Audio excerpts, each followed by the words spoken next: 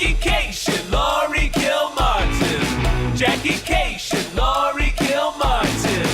It's the Jackie and Laurie Show. The Jackie and Laurie Show. It's the Jackie and Laurie Show. The Jackie and Laurie Show.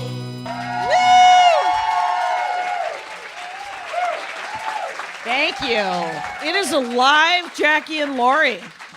Yeah, we're at the Stand in New York City on 16th and Union Square East, right? And it's a beautiful club. We're at the top room in like a glass cube. I feel like standing room only. Is anyone standing? No, but it seems like people found a seat. Oh my God! It's there's 10,000 people here, Laurie. How did we do it? We made like Kilgariff level quality. Oh my! My favorite murder money. Yeah, we're making my favorite murder. You guys, get involved. Max Fun, Patreon, do it all. Throw us cash. Anything? No. All right. You can't ask for money in the first minute of a podcast. It's watch me. So you're okay with this table? I feel like, what if we sat like 92nd Street Y in front of the table style, or is that the I'm bottoms unfamiliar of our with shoes? your New York references. Oh my God! All right. Is that the YMCA on 92nd Street? Yeah. Okay. Okay. Let's just sit on other sides of the shirt. This will be fine. Yeah. Sure. Okay. So tell me what's. I'm still traumatized. Oh, you go ahead. My son what and I. happened? Okay, first this show's going to be at 9 p.m., right? Right. So I was like, hey, I'm going to take my son to New York City with me for the weekend. We're going to go see To Kill a Mockingbird. Okay. And then I'll have a little time to decompress before the 9 o'clock show. And then we got bumped down to 6 because there's like there's a private party. A more profitable enterprise. Maybe a 3 comma person. I'm a business person. I get it. I'm not a business person, but that's why okay. Anyway, we came here right from a play where I was crying, and I've only since I have you seen the version with Anne Frank? To Kill a Mockingbird. It's amazing. And anyway, I'm a little verklempt, I guess. Sure. But so that's that. And then to go, okay, comedy right away. And I've only been working on these 2 bits that I did towards the end of my set. That's all I've been kind of concentrating on for 2 weeks. Yeah, those are great, by the way. I love this potential. This crowd work. Yeah, they're definitely potential. Okay. They're not done. Fair enough. But what it was like, let me just do. So I did some other stuff that works, but I'm like, this stuff. Right. The old stuff. Yeah. Okay. What I have to say is I got here yesterday and I was like, I want to do a Laurie Kilmartin, New York City, 1,000 sets in an evening. Yeah. You're dumb. Wow. How long have you been smart. sitting on that line, anger? I'm going to write it down. I think it's important. You're dumb. I'm writing it down. Anyway. You spelled your right. Just Y-E-R. Anyway, so, a 7 set. It was amazing. And each one of them paid, make a note, Los Angeles comedy clubs. Now, it was lovely. What did they pay? They all paid at least $50 to $80. Right. Yeah. And your stuff was all walking distance from you? So you didn't have any cab fare, right? No, I had cab fare because it was 4 sets here at the Stand and 3 sets at the New York Comedy Club, which is about a mile and a half away. Okay. And some of them were tight. Yeah. So I walked to the first one and by the end of the night, my head was spinning because let me tell you something. It was 7 sets and they were all 10 to 15 minute sets. And so by the third one, I was like, well, what have I? What am I working on? And I couldn't remember what I was working on. I did 3 sets at New York Comedy Club. One at the the one up here, 24th, and one. Yeah, on and East then 4th. 2 on East 4th. Okay. And the East 4th ones were both closing sets right after the check drop. Mm-hmm. And so they were tired, drunk, shouty, dumb, interesting. So the first one, I was like, oh, things have been going so well. And then I did that set, and things were not going well. And then, because it's more of a chore. Yeah. And then, so the second one, I just went to the vault and just ended up doing. So I did the old tantric sex closer, which isn't that old, but it's fine. And but I wanted to work on, like, I had an ambition yesterday that I was going to do 7 different 15-minute sets. What? You are out of your mind. Who's dumb now, bitch? You are. You're dumb. You're dumb. You do the same fucking set so you don't lose your mind. Because Okay. you're going from room to room. You're doing doing shows in the same room. Like if you're doing 4 shows here, you did 2 downstairs and 2 upstairs. Yep. Your brain can't switch No, it up like that. you're right. You have to make a set before the night starts, and you go, I'm committing to this with minor variations if you want them, and Right. you give yourself a little room to play, but that's the thing you commit to so you don't go crazy. No warning of this last week. Sorry. We all have to learn on our own. Yes, it's such at the learning curve. Plus, a weekend crowd in New York isn't as sometimes they're like first time comedy club goers, and so okay. they're not savvy, you know. So sometimes stuff you think is like your smartest stuff isn't gonna kill as hard as like some of your dumber, Right, and I was easier following just a parade of people talking about paper straws. I don't know if you guys know this. There's a lot of rage. Because they disintegrate. That was the punchline of 3 of the fucking paper straw really? jokes. Well, I was like, it's funny because it's true. They do yes, and I have disintegrate. this to say to all 3 of those people. Keep writing. Oh my God! What an I'm gonna wanna asshole! I'm gonna Yeah, wanna we're all twist. in our processes, Jackie. I know it. Okay. And they were writing. It's true. But it was so weird because I could tell also that one of the interesting things about doing all of these sets in a row and I didn't get to see a lot of stand up because I was running around, but that there wasn't a lot of sort of real serious topics or not political, but even socio-political. People were keeping it to paper straws and the subway and Well, yeah, it's a weekend and they're short Okay. sets, right? Yeah. So you Well, have 10, you have 15. not much time to connect with the crowd, and they may not be that smart. So you you guys are point. the great exception. right? Because But, it's a yeah, Saturday so- early. These are all people who know that they're going to want to lie down later. You guys will have seen a show in Manhattan by 7:30 p.m. Right, tonight. You right. have completed a show in Manhattan. Exactly. That's pretty amazing. Well done, guys. That's awesome. Yeah. Yeah, but it was interesting that nobody was doing, and I could tell that it would not have been well received, you know? Right. Even like by that 5th set, I was like, all right, well, I'll just do my dick jokes. And I have 4 dick jokes. Yeah.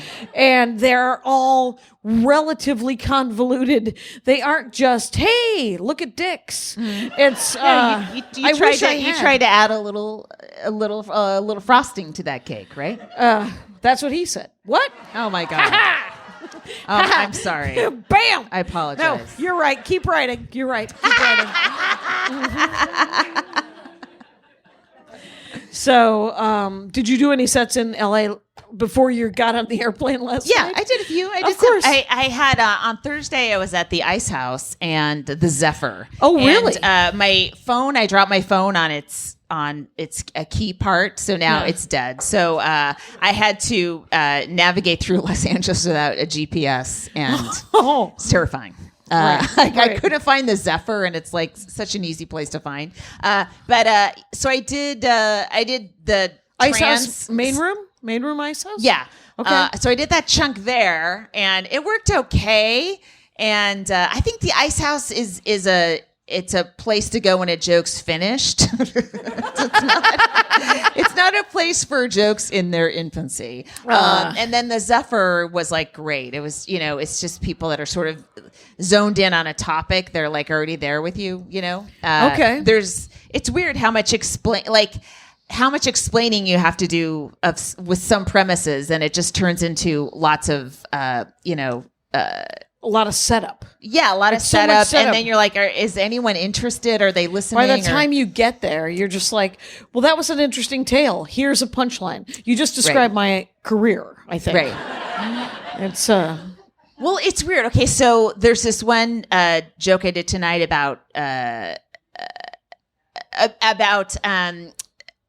don't want to do the joke though. being a woman. Yeah, something about that, about certain women looking great, having a lot of makeup on and all that kind of stuff. And in some rooms, that gets a laugh instantly. And I'm like, oh, they know they're around women. Right. And then other rooms, it's like, and it's weird.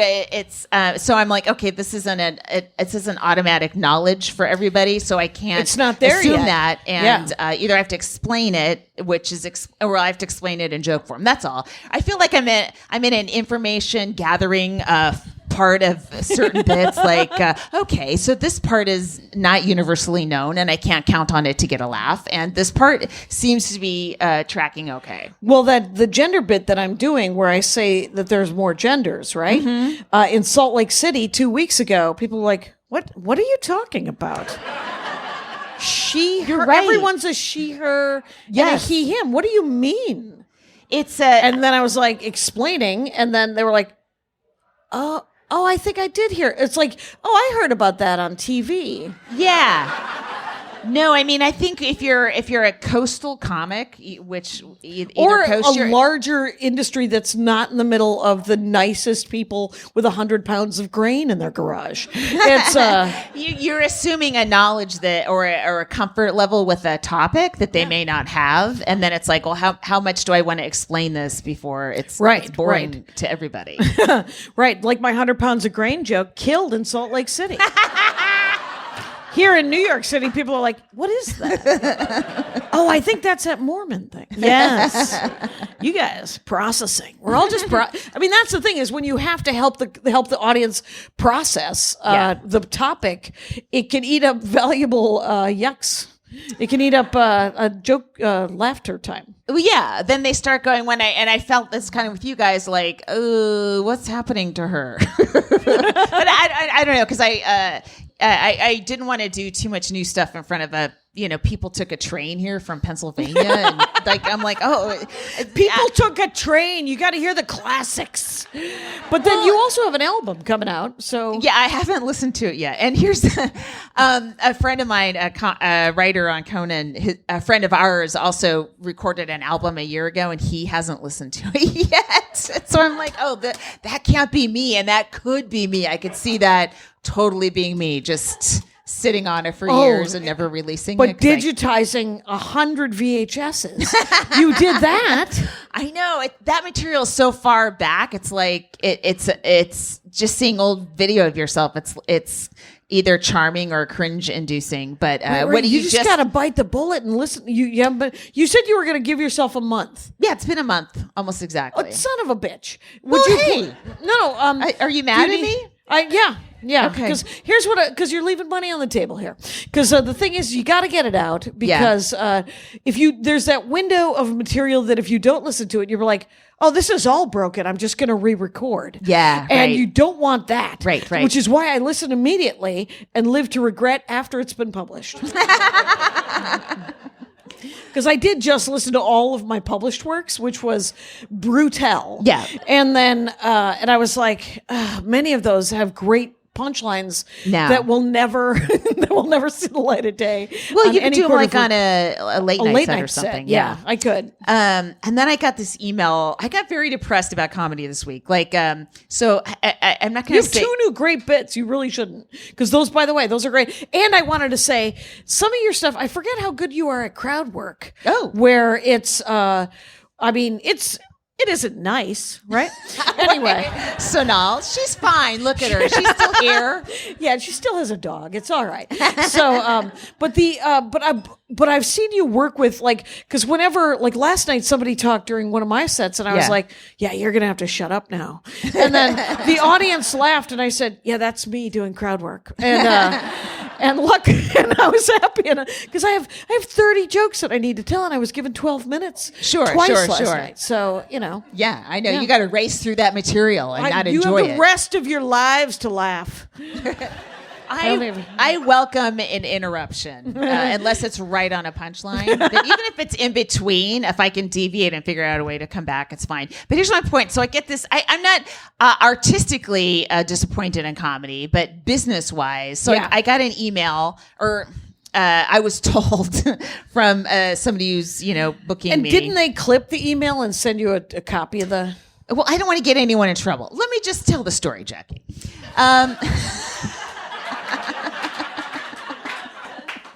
You're in the making things worse part of your life right now. You are not wrong. So you are correct. So I worked this club, and the club owner owns like 3 or 4 other clubs, right? All over the country. And so the club I worked, I didn't sell enough tickets at, apparently. So now I can't work that club again, or I can't go to these other 4 clubs that are in very different parts of the country. And the option was to work like a lower, lesser room and just do, fill it myself. Like across the country in the South. You might as well just do theaters then. But the phrasing was, if Laurie, she wants to bet on herself and like come to this room with no money guarantee. And it enraged me for several reasons. Like I feel like I bet on myself every time I get up on stage, like every comic. Like that's when we are taking all of the risk, right? And I bet on myself when I try new jokes. And so... Sure. That's right. That's where we take all the risks. The thing is I would never bet that I could fill a room in North Carolina. Well, based Northern on my Florida or based on my Twitter account, like no, I wouldn't bet on myself for that. And and what I hope is that a club is like, hey, that's okay. We have a club there and we have people there, so we sort of know how to get people in our room. Right. Like I think it's entire business a bit model. of a partnership, right? Yeah. And so it just bothered me where it was just like, well, if she really believes in herself, she'll come out here for no money and see what she can do.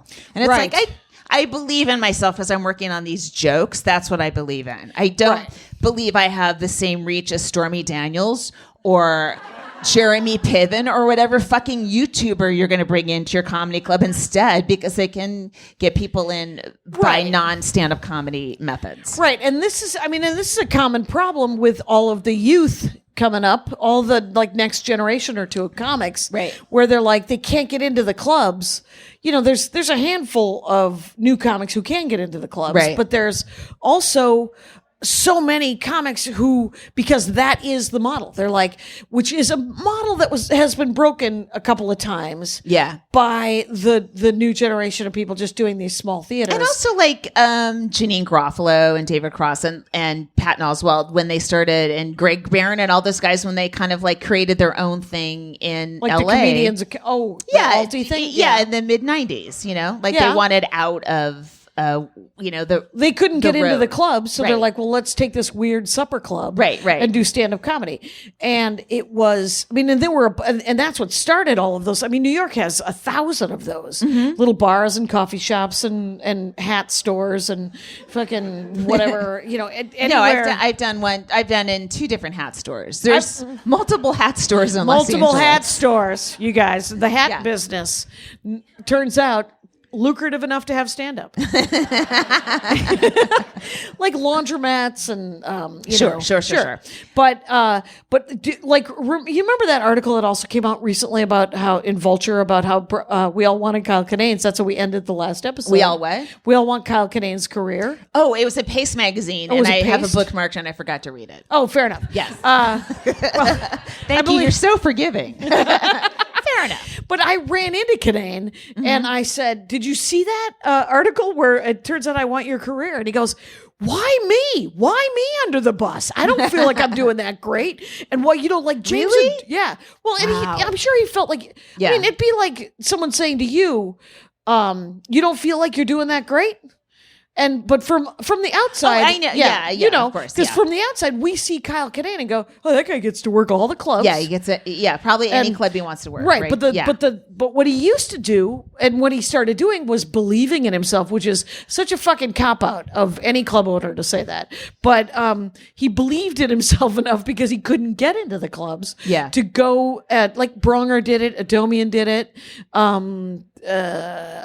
Brandy Posey does it now. Amy Miller does it. But they go to these tiny little sort of music venues. Doug Stanhope did it in the 80s and 90s. And And they just charge $10-15 a pop. And if you can get 50 people in, you can make $500. And then they're happy with that. Jackie, do I have to do that too? I don't want to. No. I like working in comedy clubs. I Right. like it when it's set up right. I don't want to work. I don't want to be I want a hotel. telling jokes around the band equipment. And I like a comedy fucking club. They're arranged for comedy. Why do I have to go around that? Ugh. Right. No, because the reason they went around it was because they weren't allowed in it at all. Right. And we're 100 years into this, and we're allowed in many of the clubs, but not into all of them. So, like there's a place in Philly called the Good something. Yeah. And Maria's done it, and a bunch of people have done it, and they're like, it is great. And I was like, fine, I'll go do the Good. And then I looked into it, and it seats 80 people. And I was like, how would I get there? Where would I stay? How would I, Flights I might to be Philly able, from LA are expensive. right. Philly's not cheap from Los Angeles. Yeah. So I would end up using all of my frequent flyer points. Can we have a moment of silence for my frequent flyer? Oh man, you lost a status. Yeah. I'm not going to make diamond next year, you guys. Yeah. This is actually quite devastating. Who knew I cared this much? I knew I cared, but I didn't know I cared literally quite as, outwardly, I know it's absurd. Inwardly, there's part of me like, what? Literally, I'm a tiny child inside, sad that I will not get bumped up quite as much, and I could do it. Here's what Doug Stanhope told me to do. He said, fly to Johannesburg.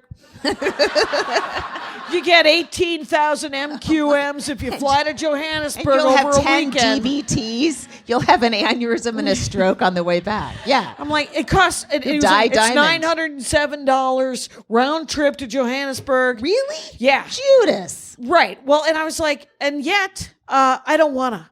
And the reason I don't want to is because every time I get on an airplane right now, I have taken up whimpering. That isn't anything. No one wants to see a grown-up lady whimpering. Just like I fly 3 or 4 times a week. So, I'm just like, yeah, it's a lot. You've been doing a ton of traveling. Right. And the thing is I'm grateful for the work and I want the work. And I have never whimpered I've bitched, I've cried, I've been sad, I've been angry, I've been all the emotions.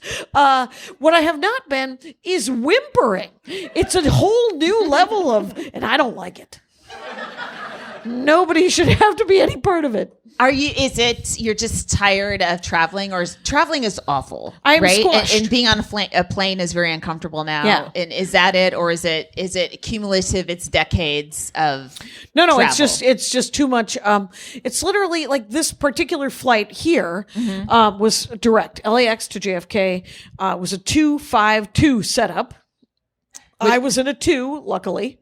The seating across. The seating across. Yeah, Jackie, you need to. I'm sorry. Unpack. All right. This is not it's not a 252 crowd. Okay. I'm not. I don't even know what the fuck you're talking about.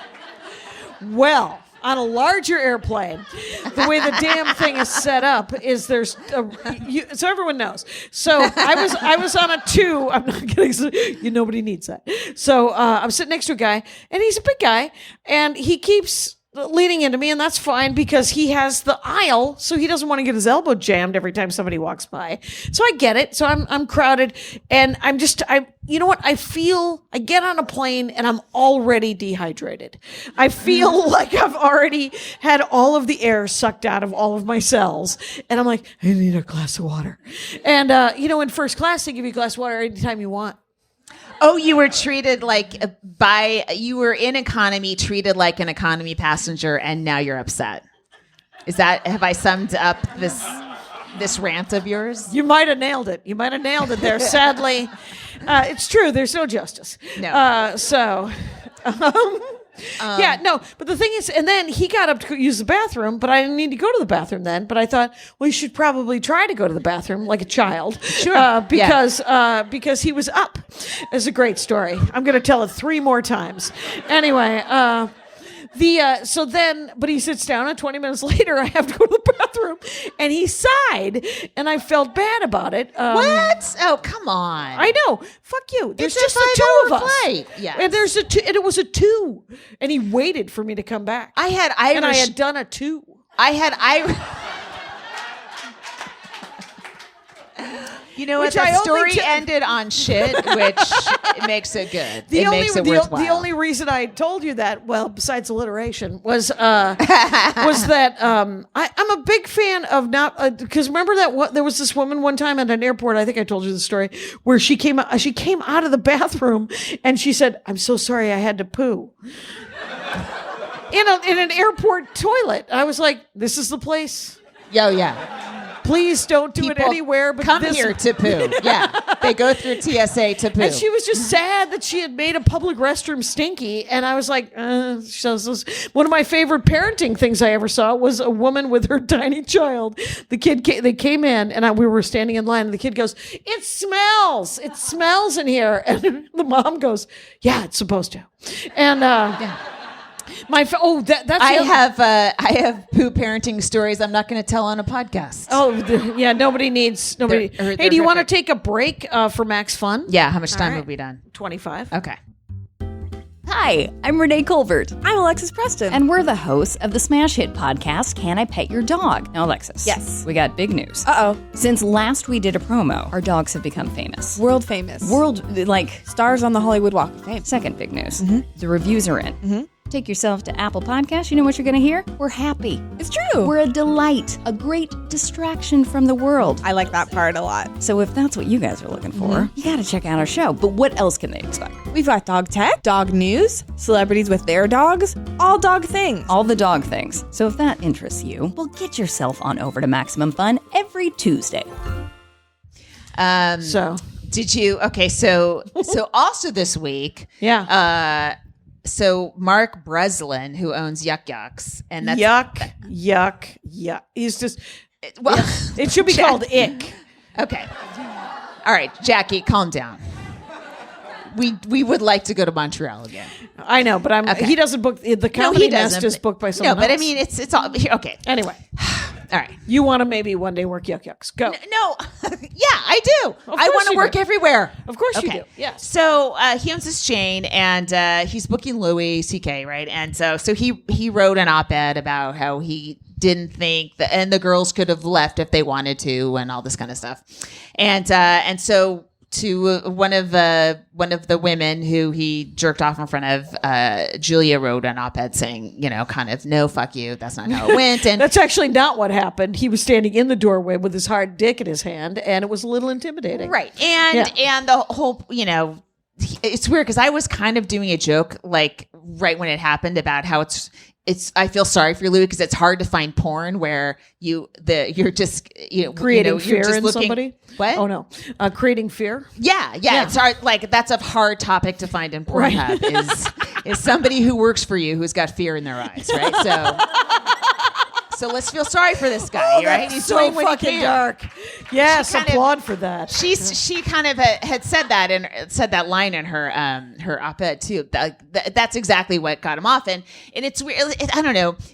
People are going to go through mental gymnastics to figure out why they're going to book Louis, and it's money, and he's a good comic, right? Or you're kind of a douche, and you kind of want to support that.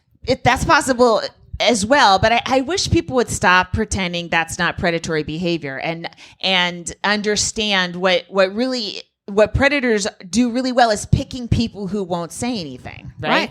They don't go out, they don't go after like Teresa from Real Housewives who's going to throw a table over you, right? Nice pocket of Real Housewives here. But they find women, and my swim coach was a predator, and he predated upon me, and he picked me, and he picked the girls that he picked because we worshipped him, and we didn't want to anger him, and we were happy to blame ourselves, right? And so that's what they do. That's what they're good at. And so if you're a woman, because women do this too, why didn't you just walk out of there? That he picked women who wouldn't do that for whatever reason, because they were worried about their career, because they're just frozen. Sometimes people freeze in those situations, right? Not everyone is fucking John Wick all the time. Some people, they're like, oh shit, is this, like, you can't believe it's happening. And you kind of like just stay still and observe it. And then it stays in your brain for the rest of your life. But you don't have to pretend he didn't do it. He admitted he did it. And so if you're going to book him and make money off him, that's what you're doing. But you don't have to take the the victims' actual true stories and turn them into something they weren't. You know? Right. That itself is a form of harassment. Yeah. Oh my goodness. Look at you. Yeah, and I mean, and the weird thing is it's not like those predators are only taking advantage of women; they're taking advantage of men and boys too. Yeah, so they're fucking around with everybody. So if you're a piece of shit, just stop doing it. And I just wish that's not how they work. They oh, it turns out they're not listening. They might not be listening. Yeah, I don't think they listen to our podcast. Say we have the merch out. I was looking at. There's a flaw in the fact that we have that shirt out for Christmas that says "Future Comic of the Week." Right.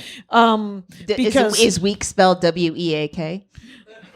No, but future spelled with 2 O's. Anyway, so wow, my Midwestern accent just popped right up hardcore there. Mm-hmm. O's. Well, it's because you said grain earlier tonight, and you've activated the Midwestern part of your mind. 100 pounds of grain. Hey, let's do the comic of the week. What do you think? Okay, you got one. Yes.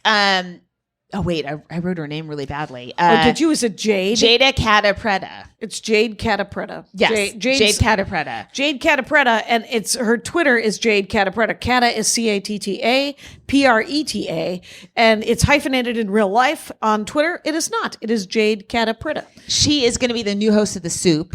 On E. They're rebooting The Soup. Yeah. And they're going to have a woman be the Badit with the talking.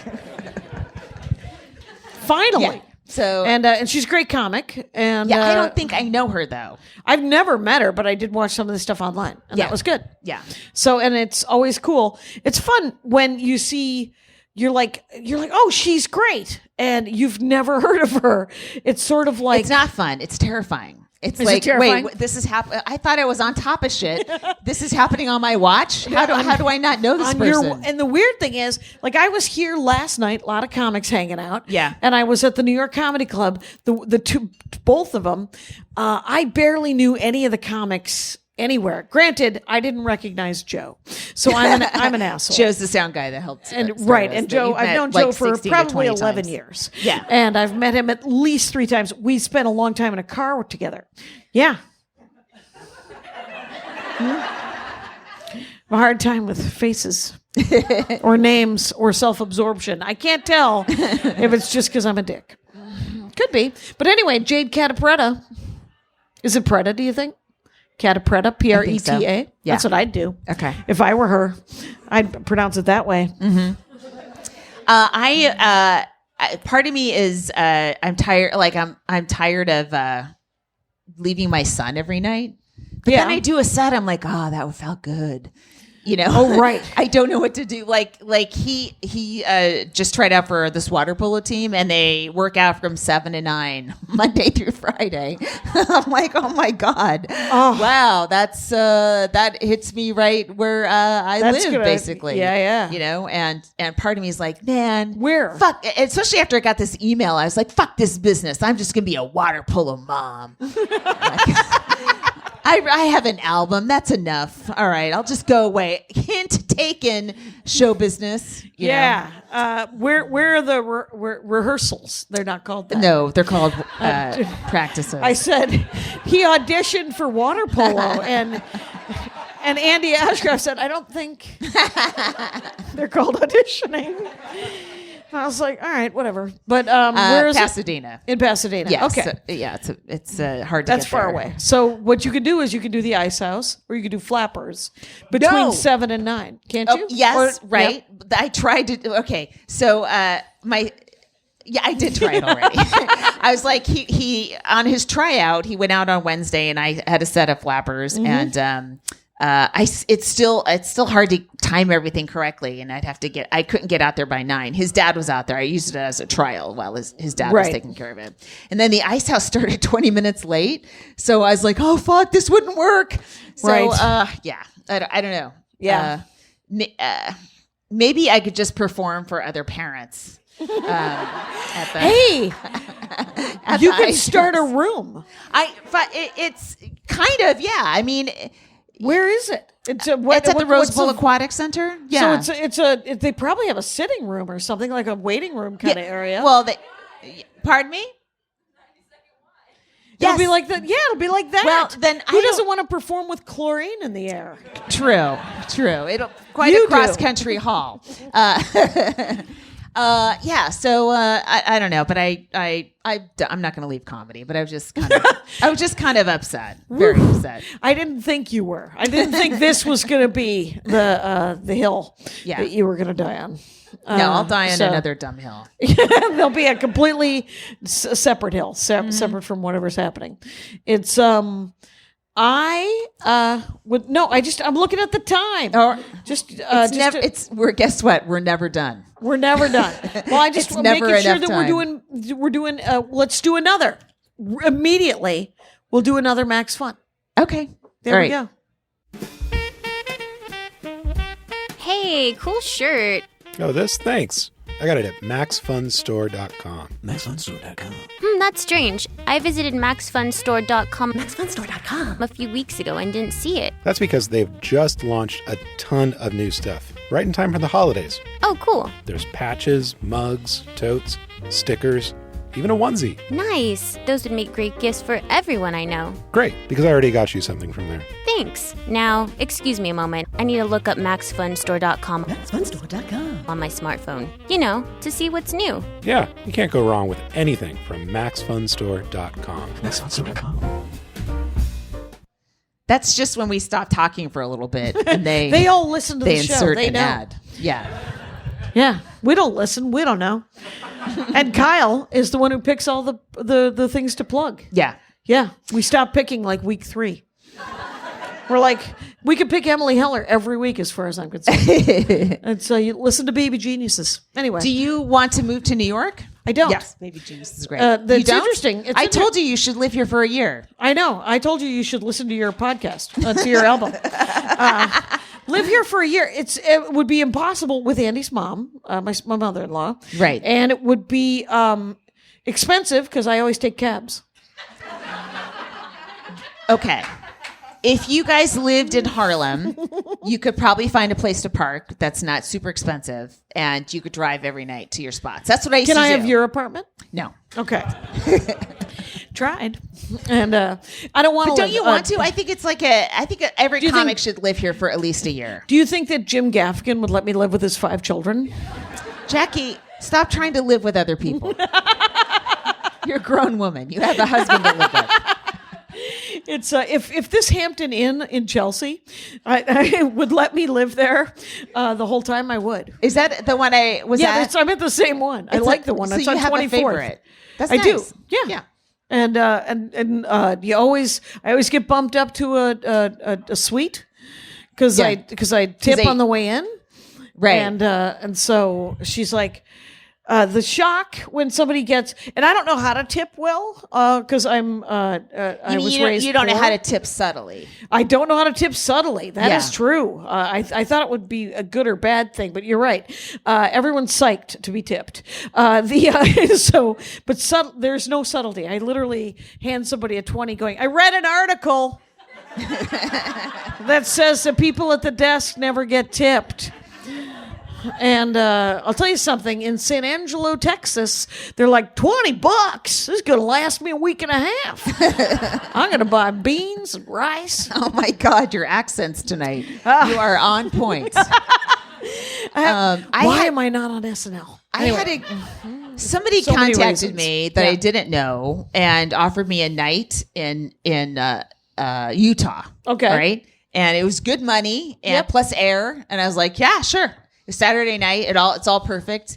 And then week after week went, and there was no contract and no confirmation. And I had bought a plane ticket, and it was refundable. You're the queen of the refundable. And then I ended up canceling because it just didn't seem like dodgy. It got dodgy, and I didn't want to commit to it anymore. And also just was tired of not knowing if I was going to be out that weekend or something. Right. And I just realized, you could buy me so easily. I don't do any homework. I don't check. If someone says, would you like to come perform for X amount of dollars and it's enough, I say yes. And I immediately buy a plane ticket. And I hope that you're not going to harm me.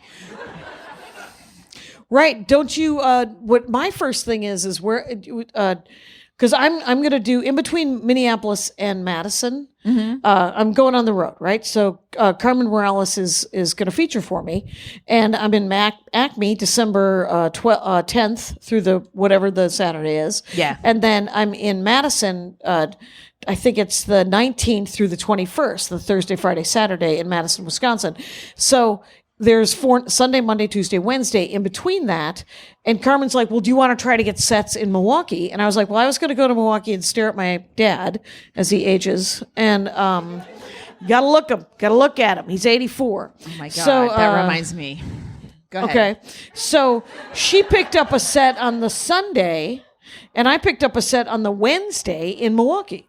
And, And the guy who's booking is a great guy. There's a new club that's opening, and I'm going to do the soft open on Wednesday. She's just doing sort of a one-nighter in Milwaukee, but there's going to be a club called the Laughing Tap because they drink beer in Milwaukee, and I'm going to do the Wednesday, but there's no hotel, and it's a soft open. And I said something, and I said, I'll deny that I ever said this, but let's put it on recorded, because I'm already there, right? I'm there. I'm seeing my brother.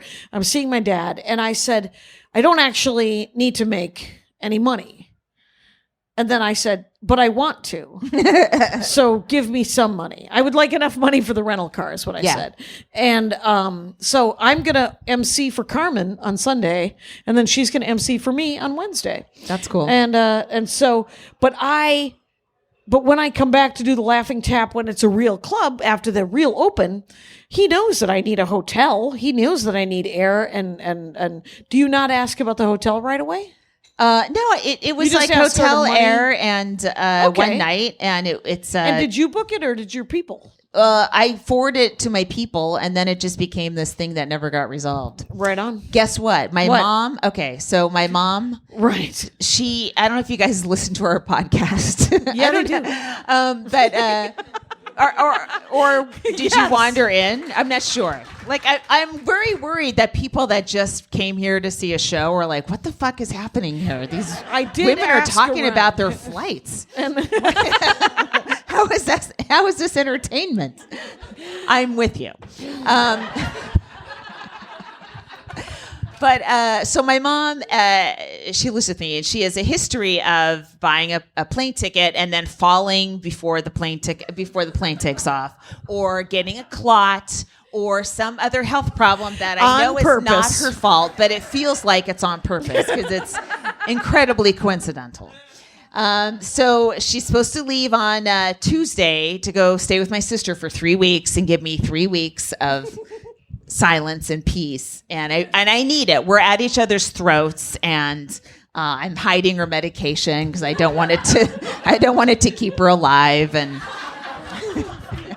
the thing your sister sent, that text message from your sister. Oh, the first thing she said. So anyway. wait. So I come home from work. I'm driving home from work on Tuesday, and I'm so happy because I'm gonna be alone in my house. Like. That never happens. I'm never alone. It's always just my mom has these giant green eyes, and she just always looks flustered. And just to walk into that energy every fucking day, I want to strangle her little neck. So I'm so happy to just not have to confront that. And she was there. She missed her flight. And so, and my sister didn't book her on the next flight. She booked her the next day. So it was just an extra 20. But I can't tell you how heartbroken I was that I had to spend another night. This sounds cruel, but I've met her mother, and she's a fucking pill. So yeah, I support you. Yeah. So as soon, I guess I sent Jackie a picture, a screenshot, but as soon as she landed, my mom was telling my sister about this pain medication that Glenn Beck recommends. And my mom is on a very high dosage of the most the Glenn Beck pain medication isn't going to help. No, it's just going to give Glenn Beck money, which your mom would also just do. Oh, she does. Yeah. Oh, great. Anyway, Yeah, I now I am officially out of topics. Are you? Well, I feel like we probably would have got more into the weeds and stuff, but I'm very concerned that the audience is listening to this. And I have too much empathy for them. Oh shit! There was something. There was some drama with some booking that I was trying to remember, and now I can't remember it. So we could take that out too. That'd be great. There's some shit I want to take out of this one. Right. Well, what about? So you went and saw To Kill a Mockingbird. Who played the lead character? Ed Harris. Ed Harris. Yeah. Ed Harris. Seeing Ed Harris do anything. Yeah. How about disrobing? It's him and his giant old body that I would love to see for some reason. Very TMI. So sorry. Yeah, I wasn't as aroused as I thought I would be. Because I love Ed Harris, but I've always loved Ed. I was so far up. We were pretty high up. Yeah, and he looked pretty little on stage, and that's. Did I tell you the theater that I went and saw last week in Los Angeles, California? I saw a Christopher Marlowe play, but it was done in Klingon. Wow, I want to go right now. I don't want to be here. Don't storm out. To me, the podcast just ended. Don't storm out. Anyway, Andy had already seen it, and he was like, can we go and see it again? So he saw it twice? He saw it twice. He asked me if I would go, and I was like, yeah, I'll go wherever. I'll do whatever you want. You're the only female comic who's truly met her soulmate. I think everyone else is faking a little bit. I wish that to be true, except for I also wish it for others. How nice would it be? I'm too hard. You don't think that happen. Bonnie McFarlane and Rich Voss are soulmates? What? Yes, I do. Actually, I think they are soulmates. Yeah. All right. Yeah. Okay. So, all right. Are we going to go through a list and then I have to change my opinion Jared, on everyone? Logan, and Cara Clank. Those are soulmates. Sure. Okay. And Jackie, stop. Okay. There is joy in Mud Valley. And I walked past Gramercy Park today to see the only locked fucking thing in New York. Oh, the park you can't get into unless you live there? And then you're just like, look, it's Edwin Booth. Look, it's Edwin Booth. Is he? He's the statue. It's I was like, it's John Wilkes Booth's brother. I thought so. I was like, is there a modern Booth that's famous? And they were both famous. They were both famous Shakespearean actors. Yes, I know, Jackie. I've seen that TED Talk. I'm very aware of the Booth brothers, and the brother was more famous than John Wilkes. Yeah, and John Wilkes Booth more famous, but no longer. He made a name for himself. Right, but Edwin Booth also opened up that arts club that's in Gramercy Park. Mm-hmm. Oh man, what is happening with? Pardon me? Oh, you live near? You live in Gramercy Park? Do you have keys to the park? Oh my God! Can you bring the entire podcast to the park afterwards? Let's all go. Wow. You won't be kicked out. I'm sure that's fine. I'm sure there's... Do you remember that happening with Kinnison? No. It's, Kinnison... Well, that's because you weren't there. Hi. I'm so sorry. So Sam Kinnison in 1984 took all of the audience that out for like a beer or ice cream or some fucking thing. It was like a big thing that comics were doing in the 80s. Paula Poundstone would do that. Right. People were doing it. It was they thought, you know why? Because it's funny. You can get 220 people to all walk in. It's like, all right, ice cream on me. And then everyone lines up. To me, the crowd control issues. You're not on a stage anymore. You're just wandering around in a Walmart. You're so good at crowd work, though. I think you could do it. I don't want to do it because I'm done. I've always wanted to do an impression of Sam Kinnison's girlfriend when he's on top of her. Oh! It's always going to be a desert. That is a joke about her not being wet enough. Oh, nice. You took a joke about a famine and made it into a joke about vaginal dryness. Yes. I like you know that. what? I'm always writing.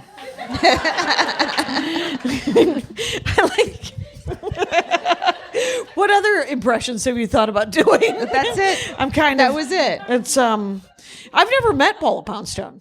Have you ever met Paula Poundstone? No, I saw her a lot in San Francisco when I was going to comedy before I started. Yeah. And then I don't know, she kind of dropped out of clubs. But then I'm like, did she? Do people drop out of clubs after this email that I got? Or do Are clubs they dropping drop out out of of clubs? them? Paula, Yeah. could you just believe in yourself a little bit? And, Right. I don't know what happens. I think Marsha Warfield is working again a lot, right? I think Oh, yeah? Marcella Arguello just tweeted to people that she's to go working? see her show. Yeah. That's great. But people, I don't know, they mysteriously just disappear from comedy clubs. Is it them or is it comedy clubs or is it some sort of, you feel like, all right, I get it. I get that. I can hint taken. I'll pack my bags and try a different career. I'm or never something. leaving. I'm just going to keep emailing Rich Miller for 1,000 years in the hopes that Rich Miller will one day book me again. You were just at Cap City. That's because in there was Austin. I only work when someone has a minor stroke. So there's always like somebody's sick. Wait, who dropped somebody out of Cap? Who canceled. dropped out of Cap City? I forget. It was I used to know, but Okay. it was. But hey, someone dropped fallouts out. count. It still counts. Well, it counts, except for does it count? Because they I didn't know. pick me. What they did was they said, "Oh, fine, there's an opening, you can fill it." And then, but Well, a you girl also- likes to be chosen. Yes, it's true, and you don't get a chance to like do your own sort of trying to get your own people in and stuff like that. Right, 'Cause right. So if everybody's showing up hoping to see Will Durst, Right, in France, which is right. in France, which is he had that minor stroke, and 3 different comics DM'd me to tell me that he had was ill, and that did I want the set, and then I was like, how is Will Durst? Yes, I want the set, but how is Will Durst? You're burying the lead, you fuckers. No, but Anyway. here's the thing. They also gave you the opportunity to be a good person by letting, like you could say, how was Will Durst? Now, had that's no so one told you, beautiful. and had you just heard he had a stroke and you were in Paris, how long would it be before your brain went to, I wonder if that spot's available? Instantaneous. Thank you. Exactly. So you can thank those street comics. So for- I was talking last night to a gentleman, and I was saying that because there was drama on Twitter a couple of weeks ago, Yeah. with a comic who sounded manic and upset, and really, really upset, Okay. and About. society. Okay. Stand-up comedy. It was stand-up comedy related and Yeah. sort of kind of like Me Too and Harvey Weinstein and all of these things, right? We're it all got- on tenterhooks all the time. I feel Yeah, like for but different like- reasons. like- Oh yeah, right. Yeah, yeah. Yes, so yes. so I was like, Bless this There you go. person. She's passing it around, guys. I'll pass it around. No, it's So- still happening as well. It's still happening. Well, yeah, and she's just super upset, and she's got a Right. plan. You guys don't even maybe know her, but the thing is it's but I was but there was people like the thread blew up about they were like, wow, she's kind of lost, she's overreacting. Is she out of her mind?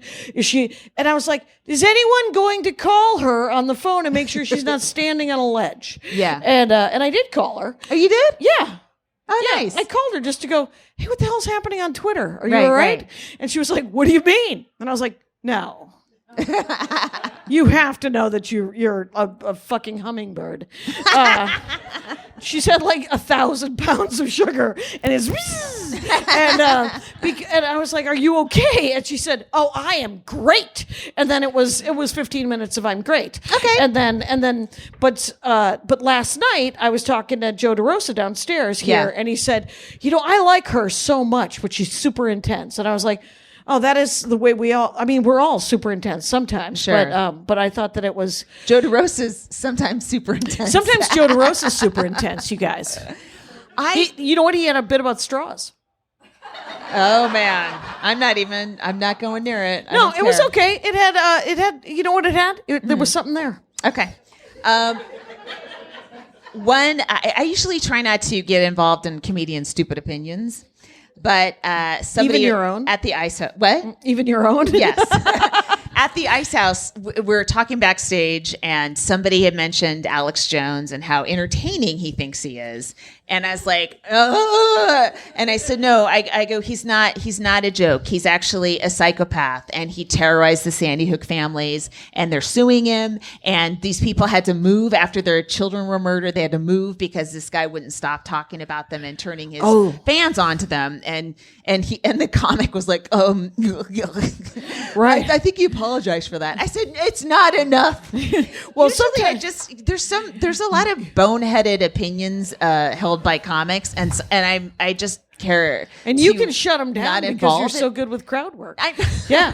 Jackie, you say that as it's starting to sound more and more threatening every time you compliment me. You know, I get that Alex Jones guy mixed up with the UFO guy. Who's the UFO guy? That's also Alex Jones. Oh, is it? He's all of them. He's every crazy fucking person in the United States is Alex Jones. It isn't Joe who drove me around a couple of years, is it? I get everyone. Oh my God, Jesus. Anyway, so but that is he really the? Because it was an Alex guy who was a yeah. It's the same guy. Mm-hmm. Yeah. Because Rontowski used to listen to the UFO guy, and she thought that he was real. I think well, okay, now we're talking about UFO guy. No, but Karen she believes in the paranormal. Paranormal Karen is her handle. She might be right. I don't know about ghosts. I don't have time to think about ghosts right now. No. You know what bit that I haven't been that I want to work on? Maybe I'll do it tonight because I have one set later. But it's the whole thing about how I don't believe in ghosts and I don't think they believe in me. And it's worked out so far for 54 years. Okay. Yeah.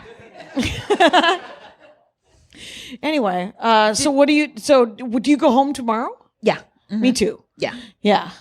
You flying out of JFK around 11 o'clock? You want to carpool? What's happening? No, I'm not. I'm flying at 4 o'clock. Oh, you're going late. Are you taking Delta? Yeah. Yeah. No, I don't take Delta. You're flying into Burbank, though. That's right. I'm flying into LAX, which I understand is a bit of a shit show. If I can do a callback, you're done. You can't do a callback. No. I will say this is that it's an Uber Lyft disaster at LAX right now because they took all of it off site and they changed the there's like the ones closer to the terminal. Now it's all buses and stuff. And the medium is people picking each other up. Mm-hmm. And you can still get dropped off by Lyft and Uber, but you cannot get picked up except for off site. So comics have been like, it's okay. You just walk about 3/4 of a mile to like a Hyatt. Oh yeah, the Hyatt will shut that down soon. That reminds me, I had to, because we had to change our time here, I had to bring merch to Kill a Mockingbird. Because I brought a backpack full of shit. If you guys want to buy shit after the show, we'll be there. There's a couple examples down there. Yeah, we have totes and stuff like that. I brought a couple copies of some books I wrote. But yeah, I had to bring it to the Schubert Theater, and Irish people were stepping over me. Don't sit next to Irish people when there's a bar behind you for intermission. They kept going back and forth over me and my son, like 8 of them. Like for real Irish people? Yes, or yes. Us? No. Irish from Ireland, not Irish Americans. Yeah. Well, okay. No. Yeah. All right. Well, don't get in the way. Has this been enough of a show? Well, here's. Is this interesting? Yes. Okay. They fucking showed up. It's great.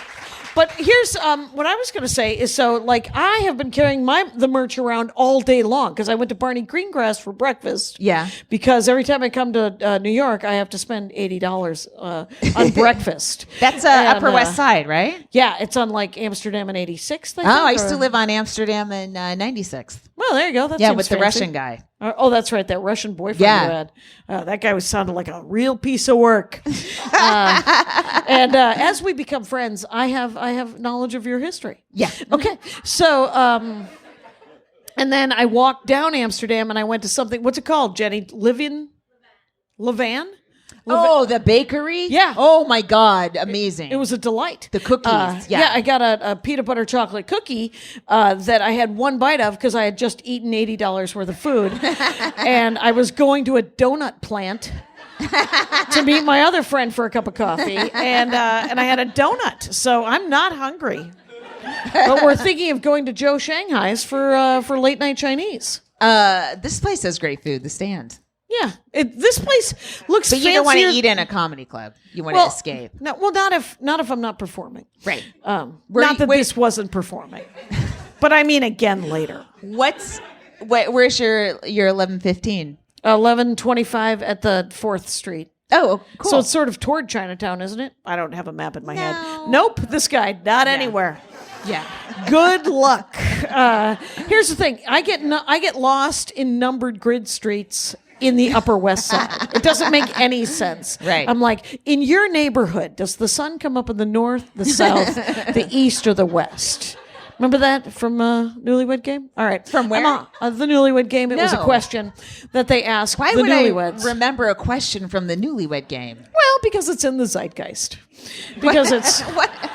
Some of these people it's in your remember it. zeitgeist. There's so many things in your zeitgeist that are in no one else's zeitgeist. Did you hear that the Crown... 252 is my Did first you hear example. that this season of The Crown isn't going to have anything about the IRA in it? That's disappointing. I knew it would be to you. Yeah, thank you. Because the IRA... Well, they blew up Lord Mountbatten, who has featured prominently in season 2, and he was, Prince Philip's beloved. I think he was a cousin of Philip, and Prince Charles idolized him, and the IRA blew him up, and sadly, a 14-year-old boy.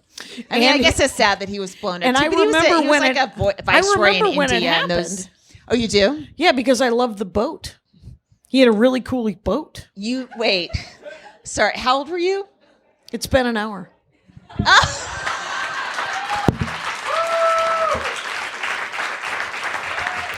Thank you guys for coming. I hope that was okay. I hope it was worth your train ride. We have